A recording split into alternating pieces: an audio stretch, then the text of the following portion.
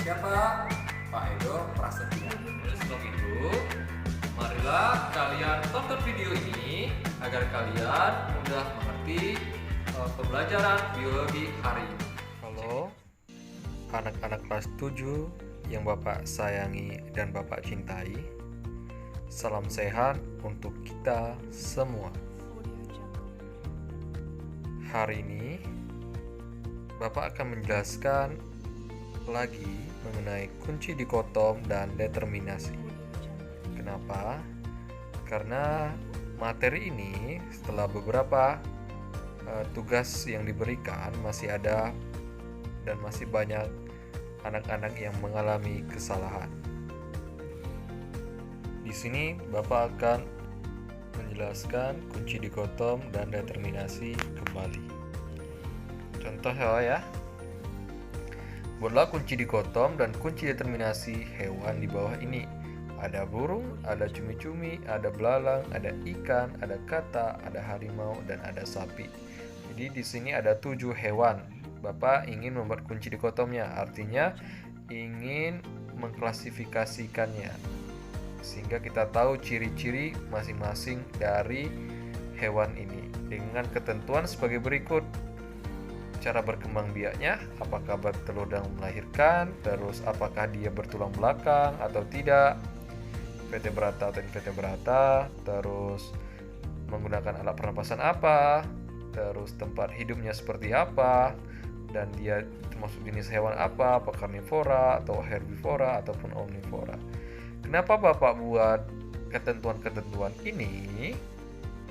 Tujuannya agar mempermudah kalian ketika ingin mengkelompokkan atau mengetahui ciri-ciri dari makhluk hidup tersebut. Contoh. Nah, Bapak tulis dulu ada 7 hewan. Ada burung, ada cumi-cumi, ada belalang, ada ikan, ada kata, ada harimau, dan ada sapi. Terus Bapak ingin mengkelompokkan, membagi 2 kelompok. Apa yang Bapak ambil? Yang pertama ketentuannya yaitu hewan vertebrata dan tentu lawannya adalah hewan invertebrata. Nah, hewan vertebrata itu ada 5. Ada burung, ada ikan, ada kata, ada harimau, ada sapi. Dan hewan invertebrata ada 2, ada cumi-cumi dan ada belalang.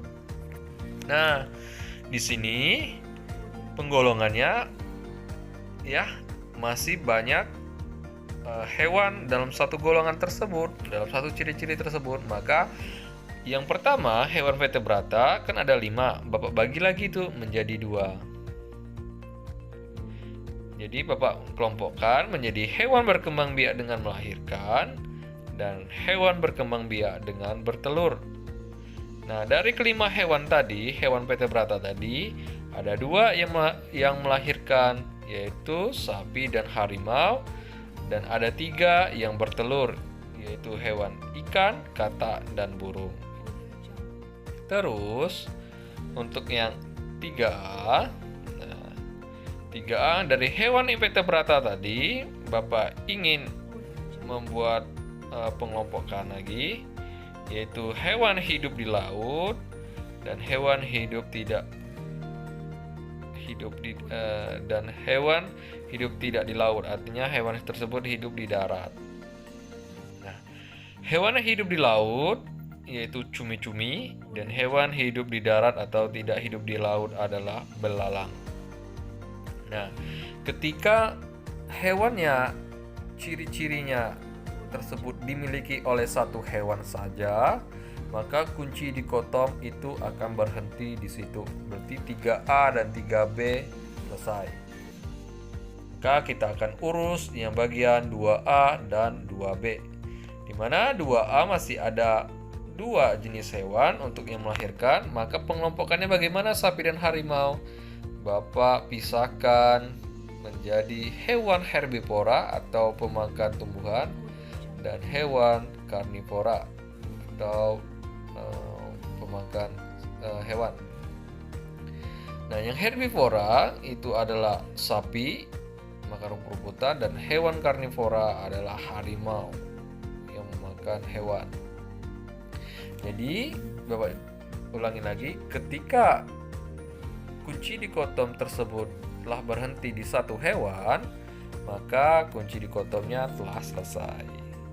Nah, untuk 2A itu sudah selesai. Kini kembali ke 2B.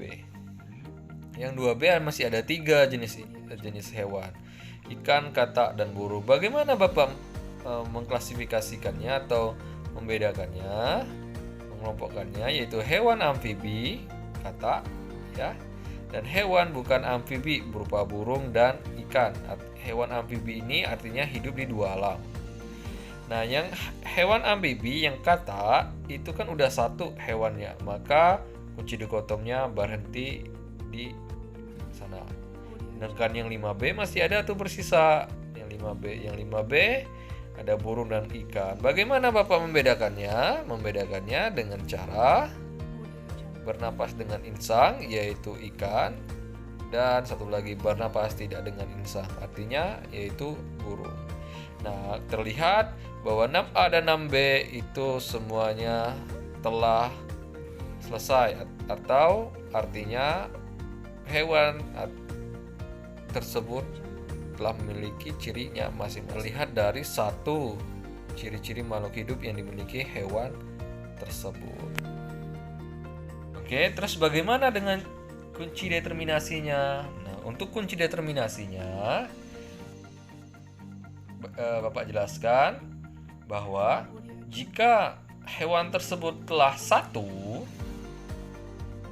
ya, maksudnya kotaknya terisi oleh 1 hewan, maka kunci dikotomnya telah selesai. Demikian juga dengan kunci determinasinya. Nah, kita lihat sebelumnya bahwa di 1A ada hewan vertebrata dan hewan invertebrata untuk 1B. Tinggal kita copy. Ya, hewan vertebrata di sini ada 5, di sini invertebrata ada 2. Nah, kenapa Bapak tulis 2 dan 3? Kenapa Bapak nggak tulis hewannya di sini? Karena hewannya masih ada 5, maka tidak Bapak tulis. Jika hewannya 1 nanti baru Bapak tulis. Hewan vertebrata masih ada 5. Itulah Bapak lari ke nomor 2. Nanti dia ciri-cirinya akan lari ke nomor 2. Sedangkan hewan invertebrata lari ke nomor 3. Nah, terus yang 2A, hewan vertebrata tadi Bapak bedakan lagi menjadi berkembang biak dan dengan melahirkan. Nomor 4, hewan berkembang biak dengan bertelur. Nomor 5. Hanya mengcopy paste ya. Terus nomor 3A. Nah, 3A hewan hidup di laut ada cumi-cumi. Hewan hidup tidak, atau hewan hidup di darat atau tidak di laut itu ada belalang. Nah, kenapa ditulis di sini? Kita lihat. Nah, setelah kita lihat di 3A dan 3B bahwa hewan hidup di laut ya cumi-cumi, dan hewan hidup di darat yaitu belalang. Karena ada 1 masing-masing hewan untuk 1 ciri, maka kunci determinasinya juga telah selesai. Dan demikian juga yang 4A dan 4B, yang 5A. Nah, namun yang 5B, kita lihat di sini yang 5B bahwa masih ada 2 hewan yaitu burung dan ikan, maka tidak bisa ditulis nama hewannya, maka lari ke nomor 6. 6 apa? 6A dan 6B, yaitu bernapas dengan insang berupa ikan dan bernapas tidak dengan insang yaitu burung. Seperti itu. Nah, terus ada pertanyaan Bapak, ya, bagaimana kunci determinasi ikan? Ikan nomor berapa ikan? Ikan ada di nomor 6, 6A tepatnya. Maka kunci determinasinya seperti ini. 6A, setelah lari ke 6A, di atas nomor 6 ada nggak? Ternyata ada, tertulis nomor 6, yaitu terletak di 5B nomor 6-nya. Ya, sudah 5B, nomor 5 ada tertulis nggak? Ya, di atasnya nomor 5 ada tertulis nggak? Kita lihat, ternyata 5 tertulis di nomor 2. 2 apa? Dia berada di 2B. Maka kunci determinasinya itu adalah 6A, 5B, dan 2B, atau diurutkan jadi 2B, 5B, dan 6A. Contoh lain, misalnya Bapak tanya kata berada di nomor berapa? Kata berada di nomor 5A. Ya, hewan amfibi. Nah, 5 ada nggak di atasnya? Ternyata ada. Ada di mana? Kata ada di nomor 2, tepatnya adalah 2B. Maka kunci determinasinya yaitu 5A dan 2B, atau jika diurutkan 2B dan 5A. Demikianlah untuk contoh kunci determinasi dan kunci dikotom. Semoga kalian paham. Semoga tidak mengalami kesalahan lagi mengenai tugasnya, karena masih banyak yang mengalami kesalahan. Mungkin belum mengerti bagaimana membuat kunci dikotom dan kunci determinasi. Jadi dibedakan, kunci dikotom itu adalah diagram, ya, tanda panah ada 2 yang berlawanan, sedangkan kunci determinasi yaitu uraian. Seperti itu.